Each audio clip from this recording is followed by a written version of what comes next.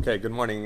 Today's daf is daf Chaf Aleph, and we're going to pick up right at the top. So we were talking yesterday about, we had a question because we had a brisa which discussed the fact that we were learning out that wood did not need salt, but we determined that brisa which refers to eitzim as a carbon seems to be going according to Rebbe, and Rebbe holds that eitzim in fact do require melech, do require salting. And so the question was, if this brisa is Rebbe, why does it say that wood does not require salt? So the Gemara's answer to that was, okay, you're right, let's get rid of wood from this calculation and we'll just talk about dam, we'll just talk about blood, because that Rebbe agrees would not require salt. But the Gemara asks, hold on a second, because we had two limudim here. We had a klal u'pradu klal, which taught us one exclusion, and we had me'al karbancha that it said it comes from your carbon and not for your dam. That's how we learned dam. So we had two limudim that were exclusions, and if we get rid of wood as being excluded, we're left with two exclusions and only one excluded item, which is dam. To which the Gemara answered that in fact what you should do is you should remove eitzim, and in its place you should put on the list nesachim, which are the libations that get poured. So therefore we have two exclusions. One excludes dam, the other excludes nesachim, but wood is not excluded because this brisa is going according to Rebbe, who's of the opinion that wood in fact requires salting.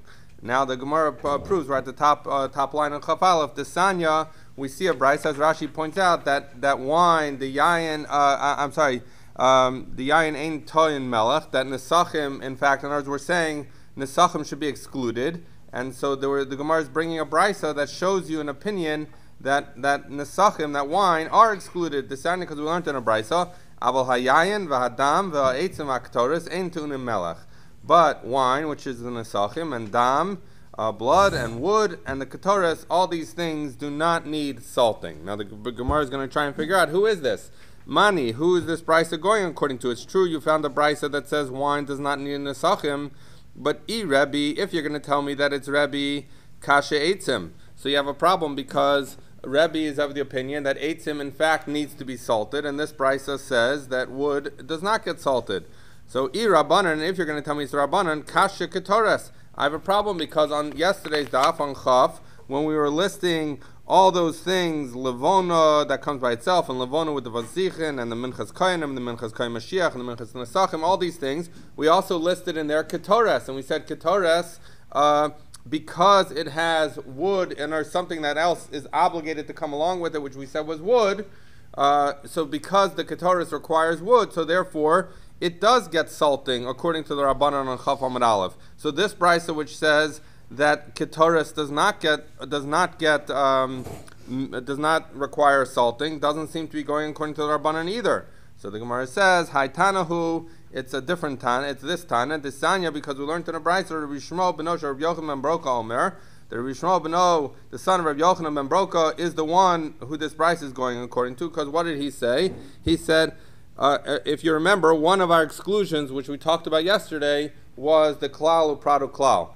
That it said carbon, that it said kol carbon, which was a klal, minchascha, your mincha, which is a prat, which is more specific, and then at the end it said kol karbancha takriv melech.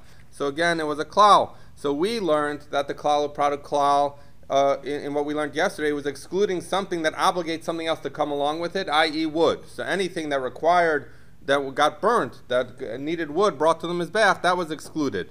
Rabbi Shmuel ben Yochanan ben Broka has a different exclusion. He agrees with the klal u'pradu klal, and he agrees that the prat is mincha, but instead of looking at the feature of mincha that brings along with it wood, he looks at a different feature of mincha. What does he look at? He says, ma prat, just like the detail, which is a mincha, is mefarish davar shemakabel tumah, that the mincha is something that's makabel tumah. Why? Because the mincha is made out of what? It's made out of flour and water. Flour and oil. Flour and oil are food, and food is something that can be makabel tumah. Va'ola li'ishim, and a mincha, the kometz part of it goes up, it gets burnt in the fire. That's another aspect of mincha. V'yeshna al mizbeach hachitzon, And the service, the burning that happens for mincha is you take the kometz and you burn it on the outer mizbeach. So he says all of those are features of a mincha. So therefore, af kol davar. So therefore, anything that needs to be salted is going to be like this prat, like mincha, and therefore anything kol davar hamakabel tuma, anything that's makabel tuma va'olo leishim, and it gets burnt in the fires v'yeshan al mizbeach hachitzon, and its service is on the mizbeach hachitzon. Those things require salting. And anything that does not meet these criteria, that are not similar to a mincha, would not require salting. So what gets excluded? Yatsu eitzim. So it excludes wood. Why? Because she'em makabel tuma. Because wood doesn't makabel tuma. Rashi talks about the fact that there is a concept of wood being makabel tuma, but he says that's just midrabanan. Midaraisa wood is not something that's makabel tuma. So therefore, wood does not get salt. Yatsu dam ve'yayin shein olon leishin. So one of the characteristics we're saying of a mincha, according to Rabbi Shmuel ben Osher, Rabbi Yochanan ben Baruch, is it has to be burnt up. So that obviously excludes dam, blood, and yayin, because dam gets applied to the mizbeach, yayin gets poured to the mizbeach, but neither of them gets burnt. So therefore, they don't require salting. And yatsa ketorah she'ein al mizbeach hachitzon. And ketores is also excluded because one of the elements of a mincha that Rabbi Shmuel ben Osher, Rabbi Yochanan ben Baruch was pointing to was the fact that the mincha gets burned on the outer mizbeach, as distinct from ketores, gets burnt on the inner mizbeach. So therefore, according to Rabbi Shmuel ben Osher, Rabbi Yochanan ben Baruch's understanding of the prat, the similarity to mincha, would exclude wood, it would exclude ketores, it would exclude wine, it would exclude dam. So therefore, we've determined who is the Tana of this brisa. And why did we bring this whole brisa? Just to show that there is an argument that nesachim, that libations are not included in the requirement for melech, for salting. Okay. So now we finished that. So if you remember, what we were dealing with here was things that are excluded from the requirement of salting.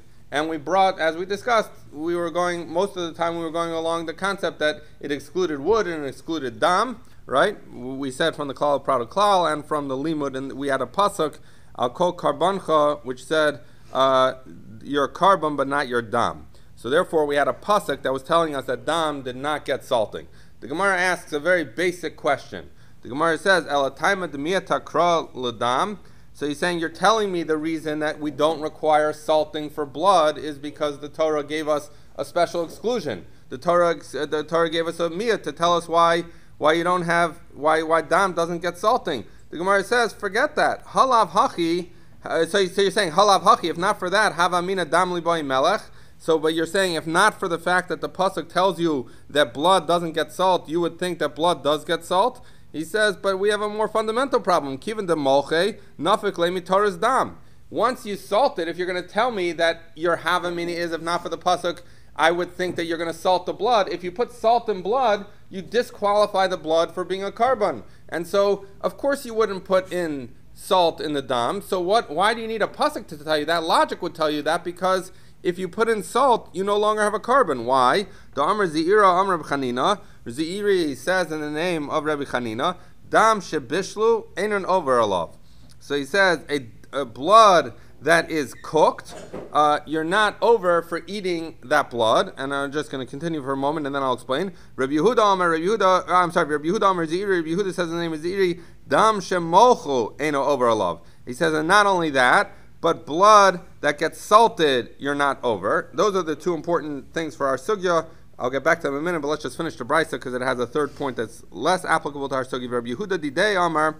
So Rabbi Yehuda said this in the name of Zeiri, but he himself said something else, which is a varim shetzla'an v'helon en behem mishum l'reach nichoach. So he says that we were talking about how dam that gets cooked is not relevant and dam that gets salted is not relevant to the isser. But he also says that something else that gets removed from the category of a carbon. He says if you have the Ivarim, if you have the limbs that need to get burnt on the Mizbeach, and what did he do? He went and roasted them, he barbecued them before he put them on the Mizbeach. So Rabbi Yehuda is saying those are not valid limbs anymore. Why? Because we say the pasuk says l'reach nichach isha l'Hashem, that it should be l'reach nichach. So now if you've already roasted the meat, then it's not going to make a reach nichach when you put it on the mizbeach. So therefore, Rabbi Yehuda says that's excluded. That's the limudim we have. But what does this have to do with us? Is that Zeiri says in the name of Chanina that if you cook dam, if you cook blood, that you're not over for eating the blood. And if you salt blood, then you're not over for eating the blood. What is this coming on? In other words, the issue is that the isser of eating blood is tied to the eligibility of that blood for a carbon. Why? Because in the pasuk, where do we learn in the psukim where we learn that you can't eat dam? It says ki badam badam hu nefesh yechaper, I think is the words. So in other words, the idea is that there's a linkage in the isser of dam to kapara, which comes from a carbon. So therefore, blood that's relevant for a carbon is relevant for the isser of eating the blood. So therefore, we're coming at this a little bit backwards. We're interested in whether it's good for a carbon.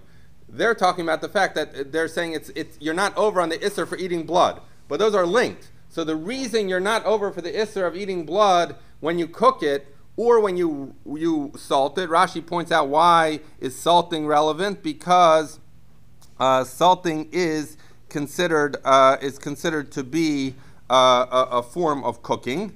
Maliach harehu k'roiseach, that someone who salts something, it's as if they cook it or roast it. So therefore, we have a memra that says you're not over for eating dam that was cooked or salted. Why is that? Because it's not eligible for a carbon.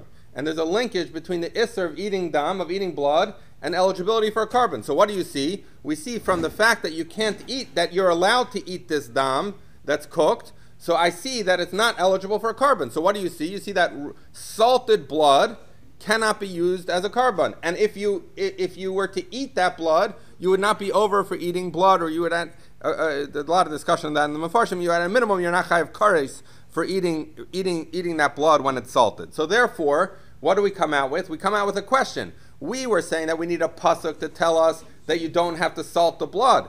And what we're asking now is, of course you don't have to salt the blood, because if you were to salt the blood, you would make it no longer eligible for a carbon, as demonstrated by the fact that you're allowed to eat that kind of dam. So the Gemara is asking, why do I need a pasuk? I should know that dam would never need salting. So the Gemara answers, Ma'u d'teima, I might have thought, Mishta ba mashu l'mitzvah ba'alma kamash malan. So the Gemara is saying, no. The reason we needed a pasuk to tell us that there's no concept of salting by blood is because I might have thought it's true that if you really salt the blood, that you disqualify it for a carbon. But what happens if you just throw in a smidgen of salt just for the mitzvah? That smidgen of salt is not enough to be maliach hareu k'roiseach. It's not enough to say that salting is like cooking the dam. So therefore, it's true. I would know without a pasuk that you can't put a lot of dam in. You can't put a lot of salt in the dam, because that would disqualify it as a carbon. But even I might think maybe you should put in a little bit just so that your yotzei the concept of salting. So therefore, the Gemara comes and the pasuk comes and tell us, yes, that's a nice concept, except that dam is not supposed to get salted, whether because we learn it out from the klal of product klal, or we learn it out from the pasuk of karbancha v'loy damcha. But the point is, the Gemara is telling you that in fact you should not put in any amount of salt, and we learn that out from one of those exclusions. Okay, 2 dots chafalaf amar aleph. Gufa. So we just learned Amr Ziri, Amr Reb Chanina. Ziri says in the name of Reb Chanina, Dam shebishlo eno over alav, that if you cook blood, that you're not chayev for eating it. And we said because it's not considered dam, it's not eligible for carbon, and there's that linkage that the blood that you're over for eating is blood that has an element of kapara, so therefore you're not over on it. So Yasef Rava v'ka'amar lahashmaitza. Rava was repeating this concept of Zeiri, that if you cook blood, you're no longer chayav for eating it. So Rava was saying this, and Abaya was sitting there. Esvei Abaya asked Rava as follows. He says, Hikva es hadam v'achlo. If someone hardened the blood by cooking it, or shehimcha es achelev, or he melted chelev. So chelev are the fats you're not allowed to eat. V'gamo, and he swallowed it. Chayav, you're chayav. So in each of these cases, he ate it in its non-typical fashion. So blood is normally something you would drink. He cooked it up or heated it up such that it became into a more solid form, and then he ate it. So he ate something that you normally drink.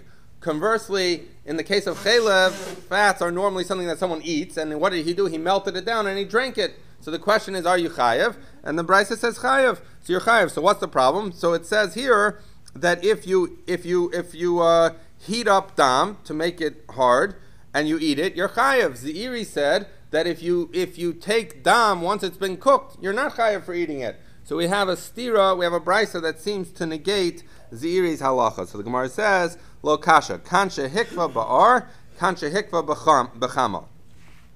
So he says as follows, no, the distinction is as follows, that when Zeiri said that you're not chayev for blood that has been cooked, he's talking about where you cooked it with fire. Whereas when the brisa says that you are chayev for eating blood is only where it sat out in the sun and it hardened a little bit. What's the difference? Says the Gemara, ba'ar lo hadar, b'chama hadar. She says the difference is as follows. Why is it that Zeiri said you're not chayev when you eat cooked blood? Is because you're talking about blood that you cooked with a fire. Blood that you cooked with a fire is never going to return to its liquid state, as distinct from something that sat out in the sun and got congealed. If you're going to add water or you're going to let it, get out of the sun and it'll go back to its original form. So therefore, blood that's never going to go back to its original form, says Zeiri, you can drink that and you're not chayev because it's out of the category of blood. But blood that was just sat out in the sun a little bit and got hardened, but it's going to go back, that you're chayev for drinking because it's still valid blood. That's how we answer. So the Gemara says, B'chama nami lema hov idchi idchi. He says, but wait a second. You might be right that blood that sat out in the sun is going to return to its status as blood, and you're saying that's why you're chayav for eating it. But remember, there's a linkage between the chayav for drinking blood, and there's a linkage between the chayav for drinking blood and its eligibility for a carbon, right? So now we know a concept by karbanos that if something is nidchet, it's becomes disqualified for a period of time, even though it subsequently returns to be qualified, it's disqualified. In other words, that period of disqualification makes it no longer capable of being used. So the Gemara's question is, you're telling me that I'm chayav for eating blood if it was cooked in the sun, because eventually it's going to go back to being regular blood, and then I'm chayav for drinking it. But the Gemara asks, if the chayav for drinking blood comes from its eligibility for service, for the service in the Beis HaMikdash, this is no longer eligible for service in the Beis HaMikdash, because since for a period of time it was ineligible while it was in a congealed status, it remains ineligible forever. Once it's ineligible for service for a carbon, so then therefore you're not chayav for drinking it anymore because there's that linkage. So the Gemara says, and where do we see this concept? The Habai Minei Rabbi Mani me Rabbi Yochanan. In fact, Rabbi Mani asked Rabbi Yochanan, and he said as follows: Dam shekarash, if you had blood that congealed, v'achlu, and someone ate it, mahu, what's the halacha? And Amar Lei, he said to him, Rabbi Yochanan said back to him, ho v'nidcha yidcha. Since it was disqualified for a period of time, it's disqualified forever for carbonic purposes, and since it's disqualified for carbonic purposes, you're not chayev if you drink it. So therefore, you see this concept that you're in fact, that, in other words, we answered and said the reason the Brisa says you're chayav for drinking the dam is because it only got hardened by the sun, and eventually it's going to go back to being dam, therefore you're chayav for drinking. And the Gemara is saying no, because it's no longer eligible for carbon purposes, therefore it's no longer a chayav for drinking it. So we're back to trying to figure out, why does the Brisa say that you're chayav? So ishtik. So Rava was quiet. Abaya asked him this question. I'm sorry. So Abaya asked this question, and we're saying no, that we're left with a question about the Brisa. So Amar Lei, so he said, so Rava was quiet. So Amar Lei, Abaya said to him, he said, I'll give you an answer. He says, Dilma vadai kan b'chatos achitzonios. He says it's as follows. Here we're talking about a chatos chitzonios, and kan b'chatos hapnimius. So he says, okay, new answer for the distinction why one Bryce Zeiri says you're not chayav for drinking blood, and the Bryce says you are chayav. So we're going to say as follows: that when are you chayav? You're chayav in the case of a chates chitzonios. If you're talking about an external carbon, that's when you're chayav. We're going to see in a minute in the Gemara why that should be so. versus if we're talking about a chatas panimius, that's the case where you're pater and you're allowed to drink it. So when Zeiri said that you're not over if you drink the blood, that was a chatas panimius, and when the Brisa said you are over, it was chatas chitzonius. So basically, Abaya said this to Rava. Rava said back to him, Amar, he said, ad the karton milsa. He says, since, in other words, you remember, Rava was quiet because he didn't have an answer. He says, but now that you gave me this distinction, it reminded me of something, ad the karton milsa dam Reb Chisda. It reminded me of something that Reb Chisda said, which was as follows. Reb Chisda said, dam shekarash b'chatos v'achlo chayav. He says that if you have congealed blood that was for a regular chatas, a chatas is something that is applied to the outer mizbeach, and he ate that blood, chayav, he's chayav. Why? Because v'lokach v'nasan amar Rachmana. Because the pasuk says v'lokach hakohen midamo be'etzbo, that the kohen takes from the blood on his finger, v'nasan akanas mizbeach, he puts it on the mizbeach. So he says, what do you have to do? You have to take blood and you have to put it on the mizbeach. So he says, V'hai bar lakicho nesinahu. So he says, and when you have congealed blood, it's true, normally we kind of throw the blood or apply it with the finger, but at the end of the day, the pasuk says you should take it and you should put it. I can take congealed blood and put it on the outer mizbeach. That's not a problem. So therefore, it's valid blood when it's on the external, the outer mizbeach. B'chatos ha'pnimius. But if he does it on if you're talking about inner chatas, ones that go into the heichal, which would be the 5 karbanas that we talk about, the parhelam davar, the parkal mashiach, all of those 5. So he says those. He goes and if you're talking about those kind of chatos, va'achlu, and he eats the blood, the congealed blood, he's pater. Why? Because v'tavo v'hiza amar Rachmana, the pasuk by inner services talks about that the kohen dips his finger and he sprinkles the blood, whether it's toward the kaparas or to the paroches or whatever his service in there is with sprinkling. V'hai lav bar tefila v'hazahu, and this congealed blood is not eligible for dipping your finger in and sprinkling it. So therefore, Rava remembered this that Rav Chisda said, and therefore he said that Baya, the distinction you made is a good distinction. So we have Zeiri who says you're allowed to eat blood. We have the Brisa that says you're not allowed to eat blood. So what's the difference? That Zeiri who says you're allowed to eat blood is talking about blood of a chatas panimius, an inner chatas. Why? Because it's been disqualified for its usage in the heichal, because its usage is sprinkling, and if it's congealed, it's not capable of being sprinkled, and therefore, because it cannot be used for a carbon, you're allowed to drink it, says Zeiri. But when the Brisa says that you're chayav for eating this congealed blood, why? Is because this blood was for a chatas chitzonius, for an outer chatas. And an outer chatas, its service can be done with congealed blood, because you can pick up the congealed blood and put it on the mizbeach, and then your yotzek, it says v'lakach v'nasan, you just take it and you put it there. So therefore, because it's eligible for the service in the Beis Hamikdash, so then you're chayav if you drink it. So that's the brisa that says you're chayav. It's talking about chatas chitzonius, and the brisa that says Zeiri, who says that you're not over if you drink the blood, is talking about chatas panimius. Okay, so this was Rava distinguishing in explaining Zeiri's halacha. Why did Zeiri say that you're not over for drinking it? Is because since it was a chatas panimius, it is not eligible for its service, and therefore you're not over if you drink it. But Rava Didei Amar, but Rava himself disagrees with this. He says, Afilu b'chatis panimius v'achlu chayav. He says, I'm going to disagree with Reb Yochanan. Reb Yochanan was the one that Reb Mani asked him, and he said that if blood is not eligible for the mizbeach, you can drink it. He agrees with that basic concept, but he says, I'm going to say that in this case, by chatis panimius, and you eat it, you're chayav, unlike Zeiri, unlike Rabbi Yochanan. Why? He says,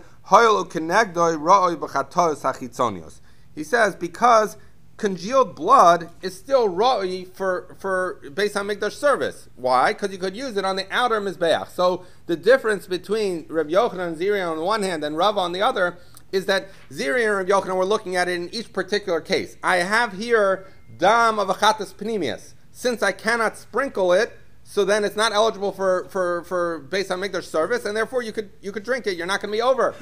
Rava looks at it more broadly. He says, okay, I'm dealing with congealed blood. It is true that this is a chatas panimius, and I cannot use this blood for the chatas panimis, but at the end of the day, congealed blood is still blood because I could use it on the outer mizbeach had this been an outer chatas. And therefore, while it's true it cannot be used in this particular temple service, it is capable of being used in a temple service, i.e. the outer mizbeach. So therefore, Rava says, while I agree with the concept that if something is nidche, so he says, well, I agree with the concept that there's a linkage between its usage in the Beis Hamikdash and it's your chiyuv for drinking it. He says, I look at that more broadly. I'm not looking at this particular dam. I'm saying congealed blood generally is capable of being used, and therefore someone would be over. He'd be chayav if he drank or ate that congealed blood. Okay, Amar of Papa. So Rav Papa says, Hilkach, therefore, extending what Rava said. So Rava said, as long as blood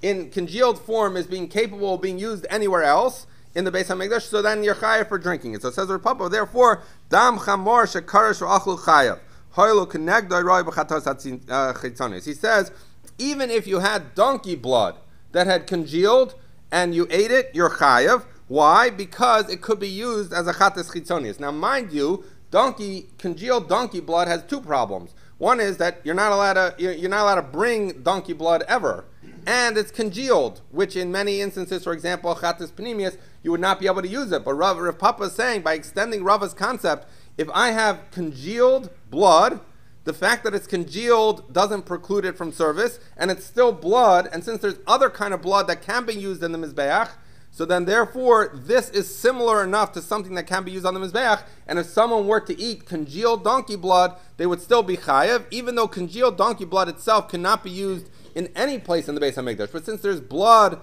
that's congealed that could be used in the chatas chitzonius, so therefore, if someone were to eat this congealed donkey blood, he would in fact be over on the isser of eating blood. Okay. So now we've quoted some things from Zeiri, so we'll do one other thing. It's not directly relevant to our sugya. Amar Rav Gidol, Amar Zeiri. Rav Gidol says in the name of Zeiri, dam, that if you have blood, ben lach, ben yavesh chotzetz, that if you have blood, whether it's dry or it's wet, or whether it's wet or dry, it's a chatzitza. What's the idea? That when you go into the mikvah, that you need the waters should touch your entire body. And if you have, let's say, a Band-Aid, so it's not going to touch underneath the Band-Aid. So similarly, Zeiri was saying that blood is a chatzitza. If there's blood, when he goes into the mikvah waters don't reach the part of his body that's covered by blood, and that's a chatzitza. So the Gemara says, Meisvei, I'll ask you from a brisa. It says, Hadam, v'hadiyo, v'advash, v'acholov. So he says, if a person has blood or ink or honey or milk on them, yeveshin, if it's dry, chotzitzin, then it's chotzitz. Lachin, but if it's wet, ain't a chotzitzin. It's not chotzitz. So what do you see? You see a brisa that says that wet blood is not a chatzitza, and Zeiri said it is a chatzitza. So we have a problem. So the Gemara says, Lo kasha hadasarach hadalo sarach. He says when Zeiri said that it's a chatzitza, it's talking about where it isn't like fully liquefied. In other words, he's like it's started to be already dry enough that it's getting close. It's still considered lach, but it's close enough to dry that Rashi gives an interesting test. He says if you put your finger on the blood and pull away, are you going to pull out some of the blood? So if the blood's already congealing, nothing's going to come up on your finger. But if you go onto wet blood and do that, it's going to come up with your finger. So therefore, we're distinguishing, there's really three levels. Dry, everyone agrees, is a chatzitza. Wet, if it's truly wet, it's not going to be a chatzitza because it just goes away and the water of the mikvah is going to get there. And Zeiri's point was if it started to dry a little bit, it's still in the category of something wet, but it started to dry such that if you touch it, it's not going to pick up. Says Zeiri, that's a chatzitza. So there's really three levels, and there's not necessarily any machlokas in this matter. It's just a question of when you're calling something wet, what exactly do you mean? Okay, says the Gemara, Timlach lemai asa. So we've been dealing with the pasuk. We were dealing with it at length yesterday. V'chol karban minchascha b'melech timloch, that any carbon of your mincha b'melech timloch, you should. It's a double language. You should surely salt it, right? So now what the Gemara is going to ask is timloch l'mayasa. What's up with this double language b'melech timloch, right? Why not just say one language? Just the language should be one language of salting. So the Gemara says, L'chiditanya, because we learned in a brisa why you needed both words. Bamelech, if it only said in salt, Yachol Tivonehu, we'll see in a minute what the Gemara says, what that means. Talmud Timloch. So Tivonehu would basically be telling you that you need to put on that you need to put on. Well, we'll see later. We'll see, because there's three versions of what this means. So you might think that it's Tivoneu. So therefore, if it just said Melech, you might think Tivoneu. So therefore, it said Timloch, which tells you differently. We'll explain what that means in the Gemara. Eat Timloch, and if the Gemara just said Timloch and didn't say Bamelech Timloch, then Yachol B'mei Melech, then I might think that what happens if you have salt water? Rashi says Moris. Moris is generally like a brine. So you might think that if it just said that kol carbon timloch, that you should salt, every carbon should be salted, but it didn't say with salt, I might think, okay, it's enough to salt it with salt water. I don't have to put on actual salt. Talmud lomar bamelech, with salt. You have to use actual salt. You can't just use salt water. So if it just said timloch, I would think salt water. By adding bamelech timloch, with salt, you shall salt. So then I understand that it needs to be actual salt.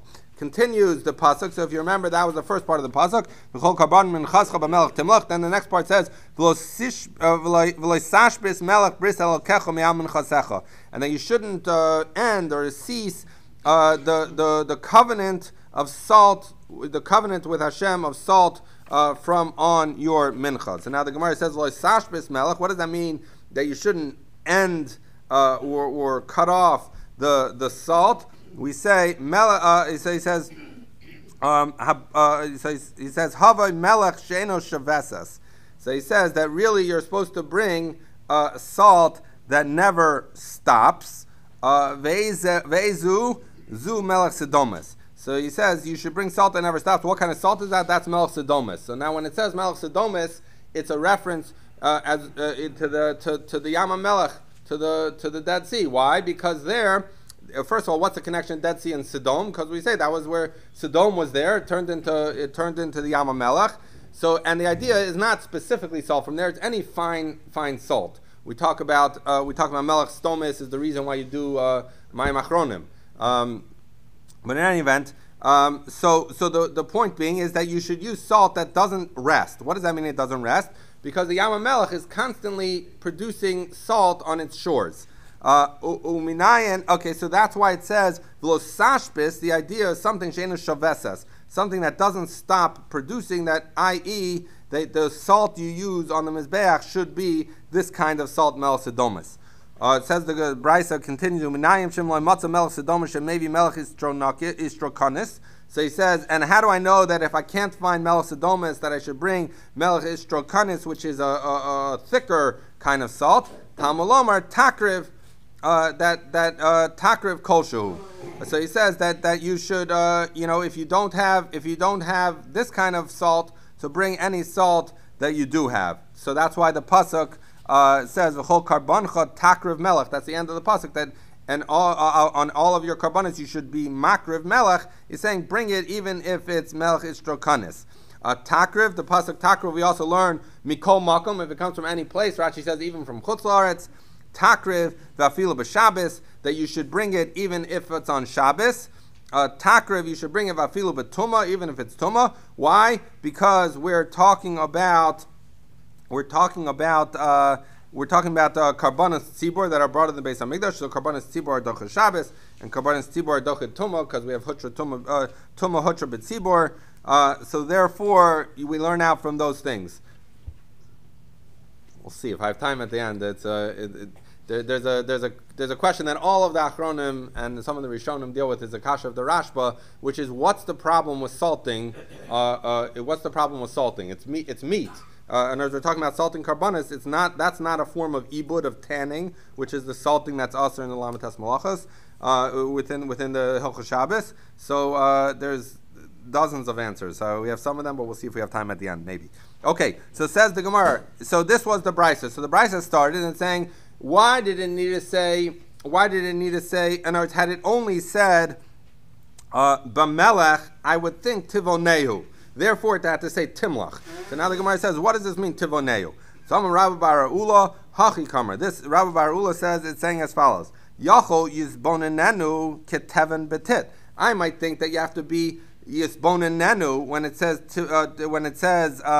tivoneu. It's coming from the idea of putting in teven. Yizbonenu. So it has the root of teven in there. It's keteven batit. That just like you put a lot of straw into cement or whatever you're making, so too, I might think you have to put in lots of salt. If it just said bamelech, so therefore it says timloch to say it's enough to put in not so much salt. You put in a little bit of salt. We'll see in a minute how much salt you bring in. Okay, Amrle Abaya. Abaya said, I don't like that answer that it comes from Tevin because ihachi yisbonenu mi baile. The language that you would have used is not tivoneu, but yisbonenu, that you should put in teven.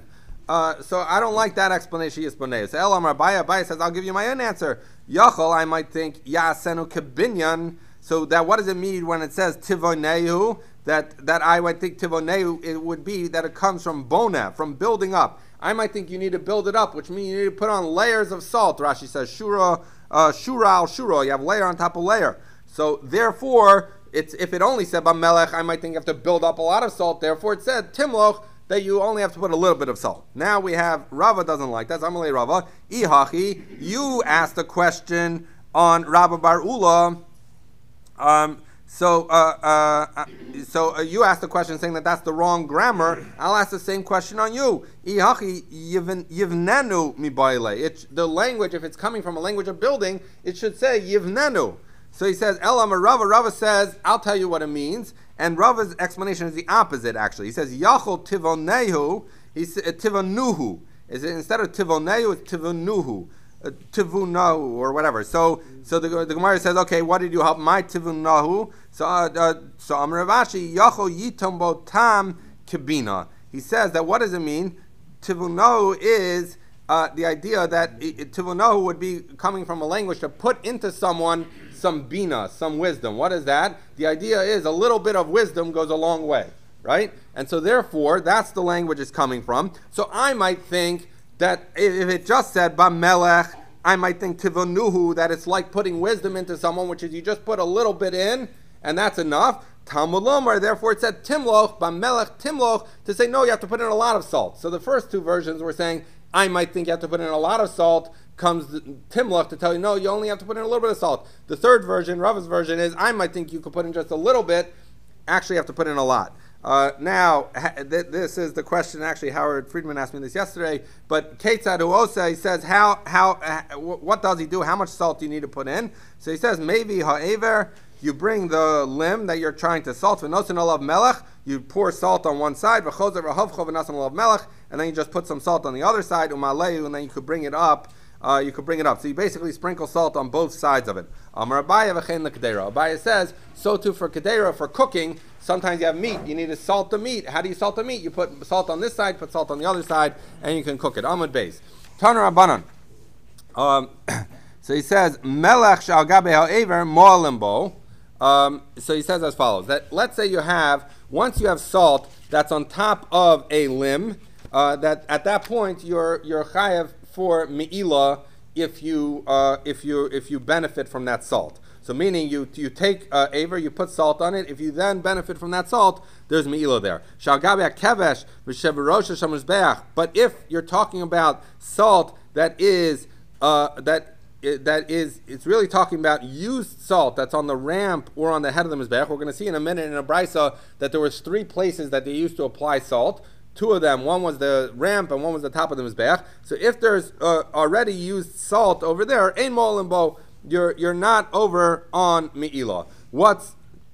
Okay? So the basic idea here is as follows. Because it's already served its purpose, right? Because if you salted an animal and then the salt fell off the animal, right? So you've done what you're supposed to do with the salt, and at that point you're no longer over on me'ilah because its purpose has been used. Now, why might you think otherwise? You might think when you're salting, it's just preparatory for putting it on the mizbeach, and until it goes on the mizbeach, that you would be over on me'ilah. So now, Rav Masna Mikra. Rav Masna asks, what's the pasuk? Rav Masna, I think, is actually going on the first part, where he says that if you put the salt that's on, if you benefit from the salt that's on top of the limb, that you're over on me'ilah. So the question you should ask is, I just told you that if you put salt and it's already been used, it's completed its purpose. So then just because the salt is on top of the aver, you've already salted the aver, so then now it's finished. So why are you over on me'ilah? So Ramasa says, what's the pasuk? It says, "V'kraftem." This is a pasuk in Yechezkel, which is actually talking about the Beis HaMikdash to be built. He says, "V'kraftem lefnei Hashem," that you should bring it close before Hashem. V'yishlichu hakohanim aleim melech. And the Kohanim should pour on it salt. The helu osam olo Hashem. You bring them up to Hashem. So you see that the meat together with the salt is called an ola. So even though you might say salt once it's on the aver is already served its purpose and you're not going to be over on me'ilah, comes the pasuk in Yechezkel to tell you that salt, while it's on the aver, is considered an ola itself, and therefore you would be over on me'ilah if you benefited from that. Tanan Hasam. We learned over there. Okay, so this is a this is a Mishnah in Shkalim, and the Mishnah in Shkalim, as Rashi points out, is telling Masechah Shkalim al Shiva Dvarim Hisnu Bezdin, that there were 7 things that Bezdin established or made a Tanai. Ve'elu Shnai Mehem.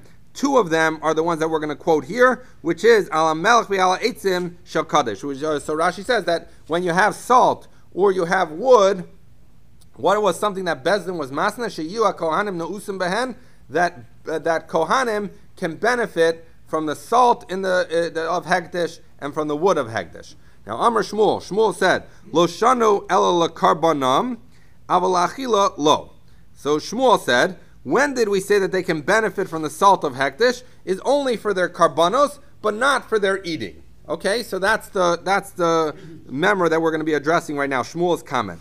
So now the Gemara says, Kasal kadaitach, I might have thought. So what exactly does Shmuel mean? That it says karban yes, achila no, eating no. So he says kasal kadaitach. I might have thought my lekarbanon. What does it mean that the Kohanim are allowed to use salt for their karbanos? Limloch karbanam. That it means that they can use it when they're bringing their own karbanos. That they can use the salt of hekdesh, and that you're allowed. And lecho, when it says to eat, achilas kachim. That what you're not allowed to eat, what you're not allowed to do is when they're eating their kachim, that they're not allowed to use the salt of hekdesh. Now the Gemara asks as follows. That doesn't make sense, because hashta limloch oros kachim yavinon lachilas kachim lo yavinon. The Gemara says I have a problem, because we're going to see in a moment in a brisa that the Kohanim were allowed to use the salt of hekdesh to tan or to salt their hides. The hides of an animal, and who gets to keep the hides? The Kohanim. So you see, the Kohanim can use the salt to salt their hides. So the Gemara is saying, how could it be that Shmuel's saying they can use it for karbanos, but they can't use it for eating? If they're allowed to use it for tanning or salting their own hides, they surely should be allowed to use it for kachim that they're eating in the Beis HaMikdash. The Sanya, how do we know that a Kohanim can use the salt of the Beis HaMikdash, of Hekdesh, for their hides? Because we learned, Nim says, Ata Omer, it turns out that it is a brisa, it says, it turns out that what you're saying is, B'shloshim Mekamas HaMelech Nesuna, that there was 3 places that Melech was put on things. B'lishkas HaMelech, in the room of salt. Now, Ve'agabe HaKeves, and on the ramp, U'v'rosh HaMizbeach, and on the top of the Mizbeach. Okay, so those were the 3 places that they salted things. B'lishkas HaMelech, in the room of the salt, Shesham Mochin Oros Kachim. That's where they used to salt the skins of kachim. Now this is the relevant thing for our purposes. We're proving that the Kohanim used the salt of hekdesh in the room of the salting for salting their own hides. So they were personally benefiting. Their hides could use the salt of hekdesh. Continues the brayso al gabe hakeves, that when they what did they salt on the ramp? Shesham mochin es evarim. When you had the evarim that were going to get burned, they got salted on the ramp. Berosh Shesham mizbeach, and what did they salt on the top of the mizbeach? Shesham mochin hakometz valavona. That on the top of the mizbeach they would salt the kometz, which got salt added to a valavona, and the lavona before it got offered got salt. Vaktores and uminchas kohanim. the Torahs that got offered up inside in the Minchas Kohanim. We talked about this, that when a Kohen brings a Mincha, it all gets burnt, and so therefore it all gets salted, not just there's no komets from it. Minchas Kohen Mashiach, and similarly the Chavitin that the Kohen Gadol would bring twice a day, Minchas Nesachim, and then Minchas Nesachim, Vola Sa'ov, and the Ola, bird Ola, all of these things got salted on top of the Mizbeach. So basically all of that was a long brisa just to prove that the Kohanim were allowed to use the salt for their hides. So ask the Gemara, if when Shmuel says they're not allowed to use it for achila, if it's saying they're not allowed to use it for eating the kachim, how could that be? How could it be that they can use the salt of hektish for their own hides, which they're going to take home and do something with, but they can't use it for actually eating kachim? So that doesn't make sense. That's Shmuel's distinction. So elamai lekarbanam, when Shmuel says for the karbanas they can use it for achila, they can't. Lekarbanam means la'achilas karbanam. So it means that when they're eating the chaz of a shok, when they're eating their kohanic foods, that then they're allowed to use the salt of hektish. Umay la'achila, when Shmuel says that they can't use it for eating, they can't use the salt for eating, what does that mean? Achila de chulin. That it's saying you can't use hektish salt on chulin. So ask the Gemara, chulin? Pshita. He says, it's obvious you can't use it. Well, what's the havamina that you can use it? Moreover, my bohu hasam. Forget whether you can or can't use the hektish salt on chulin, but there isn't even any chulin in that area. You're not allowed to bring chulin to the Beis HaMikdash, to this area. So he says, so the Gemara answers and says as follows. Afagav da'amar. I'm sorry. So where do we see? So we're going to say as follows. Afagav da'amar. Even though we said yochlu sheyochlu imo. So this is the Gemara's answer. The Gemara is saying is the reason I needed to tell you that you can't eat salt with chulin is because as follows. Because Amar we say yochlu sheyochlu imo chulin utruma kadei shetein achelas al sova. So he says as follows, that there's a concept. Rashi describes this in a little bit of detail, but we'll get through it quickly. That there's a pasuk that in the beginning of the pasuk it says yochlu, they should eat. Aaron and his son should eat. And at the end of the pasuk it says yochluha, that they should eat it, right? So the idea is in one case it says you eat, and the other says you should eat it. So the way we're going to do, the way the Gemara, the way Rashi brings that we learn this in Torah's Kohanim, the way we darshan it is as follows. When it says you should eat it, which means you should eat the kohanic food, only it and nothing else, is when it's a large enough portion that it's going to satisfy you. On the other hand, if it's a small portion that's not going to satisfy you, then it's yochlu, that they should eat, not it, because on top of the kohanic portion they need to bring other food so that they're eating ala sova, because it's not appropriate that you eat kachim like when you're starving. It's something you eat a little bit and then it's a proper meal, right? So what do you see? You see that in certain instances you're not allowed to eat other foods with kachim, and in certain instances you need to eat other foods. And what are some of those other foods? Chulin. So therefore, safilu hachi melech de kachim lo yavinan lahu. So it's saying as follows. I might have thought, if I have to go out of the Beis HaMikdash and eat a little bit of chulin, so that I'm sort of full, so then I could come into the mizbeach and eat into the Beis HaMikdash and eat the little bit of kachim that I have. I might think that because I'm eating the chulin for the sake of eating kachim, I should be able to put hektish salt on it. Says the Gemara is that no, you can't. So that's the explanation. The question was, why did I need Shmuel to tell me I can't use the salt on chulin? The answer is because I might have thought if I'm eating chulin for the sake of kachim, I could use it, and therefore I can't. Amalei Ravina Ravashi. Hakinami Mistaba. Ravina says to Ravashi, a different reason why I might have thought that you can eat chulin, different reason why I might have thought that you could eat chulin with hektish salt. He says the isal kodaitach ma'ila karbanon. So he says it has to be that it's distinguishing. He's saying it has to be that it's distinguishing between chulin and kachim. Kachim you're allowed to use hektish salt, and chulin you're not. Why? The isal kodaitach ma'ila karbanon, because remember there was likarbanon that says the kohanim could eat it, and la'achilo that they couldn't. So it's coming to tell you that they're allowed to eat it for their karbanos. If you'd say he says, if you're telling me that Shmuel just told them that you can salt karbanos, but not for when you eat them, so he says, time of the asnu bezdin, halo asnu bezdin lo. He says, but that doesn't make any sense. If what Shmuel was telling you is that when it tells you could do lekarbanan, it's just telling them that they could salt their karbanas using the hektish salt. He says, why did I need Bezdin? Remember, there were 7 things that Bezdin said they could do. Why did I need Bezdin to tell me I could salt my karbanas? Hashtali Yisrael yavinan lekohanim lo yavinan. So he says, if to a regular Yisrael we let a regular Yisrael use salt for his karbanos, then for sure we're going to let a Kohen use it. So why did I need Bezdin to be masna? So therefore, says Ravina that it must be that when it said lekarbanan, it was coming to tell them that they could eat the hektish salt. It wasn't coming to tell them they could use the hektish salt for the karbanos, because if a Yisrael could use it for a carbon, for sure a Kohen should be able to use it for his carbon. That's the argument of Ravina. And so now we're going to say this, Tanya, where do I see this idea that a Kohen, that a Yisrael can use the salt of hektish for his personal karbanos, which was Ravina's point, that therefore it can't be that Bezdin needed to tell me that Kohen could use it, because even a Yisrael could use it for sure Kohen. Why? Because it says, Yachol Homer Harei Elai Mincha Yavi Melech Mitoch Beiso Kederach Shemevi Levona Mitoch Beiso. He says, I might have thought that if someone says I'm going to bring a mincha, that he has to bring his own salt, just like he has to bring his own levona. How do we know he brings his own levona? Because it says that he brings levona, then it says he gives it to the kohanim. So you see, he has to bring his own levona. V'dinhu. So he says as follows. And there's an argument to say I should have to bring my own salt. Why? Because Nemar, it says havi mincha v'havi melech. The Nemar havi mincha v'havi levona.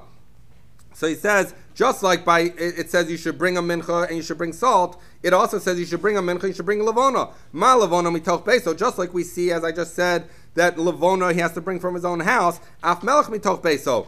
That so too he has to bring his own salt. So the Gemara says, the Bryce is saying, I might have thought that if he says I'm going to bring a mincha, he has to bring his own salt, and that makes sense because it's similar to levona. That's one argument. O klach l'derech zeh. But maybe I'll make the opposite argument. Nemar havi mincha v'havi melech. It says you should bring a mincha and you should bring salt. V'nemar havi mincha v'havi eitzim. And it says you should bring a mincha and you should bring wood. Ma eitzim mishal tzibor, af melech mishal tzibor. Clearly, someone when he brings his carbon doesn't bring his own wood. He uses hektish's wood. So just like it says bring a carbon and bring wood, when it says bring a carbon and bring salt, it means that you get to use hektish's salt. So nir lemid domeh. So we're trying to figure out. We have an argument that you should bring your own salt, and an argument that you can use hektish's salt. So which one is more similar? Maybe dan in davar noig b'chol zvachim in davar noig b'chol zvachim. V'al tochiach levona sheinu neheges b'chol zvachim. He says maybe I should learn that all karbanas have salt, right? And therefore I should and all karbanas have wood. So therefore I should learn salt from wood, just like I don't bring my own wood, that I don't bring my own salt. And I'm not going to learn from levona to mincha, because levona is a very isolated case where you bring levona. So the Gemara says, but wait a second, that's a good svara why I should say that you don't have it. But but maybe I'll say the opposite. If I'm looking at a mincha, that salt comes, levona comes with the mincha and the salt. So maybe the salt should be like levona, which you have to bring from your house, unlike wood, which is not in the keli together with the mincha. And don't prove to me from wood, which you get to use the Beis HaMikdash's wood, because wood is not in the thing. So what do I have? I have svaras left and right to say he has to bring the salt from home, and I have svaras to say he doesn't have to bring the salt from home. So we're stuck. So it says the Brisa Talmud Omer, therefore it says Bris Melech Olam Hi, that it says it is a eternal covenant of salt. Ulahala Nu Omer, and later it says Me'es B'nei Yisrael Bris Olam. That it says this is the pasuk B'Yom HaShabbos. Yom HaShabbos is talking by the Lechem Apanim. It says that it's from the Lechem Apanim that comes from Bnei Yisrael, that it's an eternal covenant. So you see, just like by Ma'alahala Mishal Tzibor, just like by the Lechem Apanim, clearly it comes from the Tzibor, Avka Mishal Tzibor. So therefore, here too it comes from the Tzibor. So what do you see? This whole long brisa was just showing you that a Yisrael is able to use the salt of hektish. So his point was, if Yisrael could use the salt of hektish, for sure the Kohanim could use the salt of hektish. All right, we're going to have to stop here, and we'll pick up tomorrow, Mitzvah.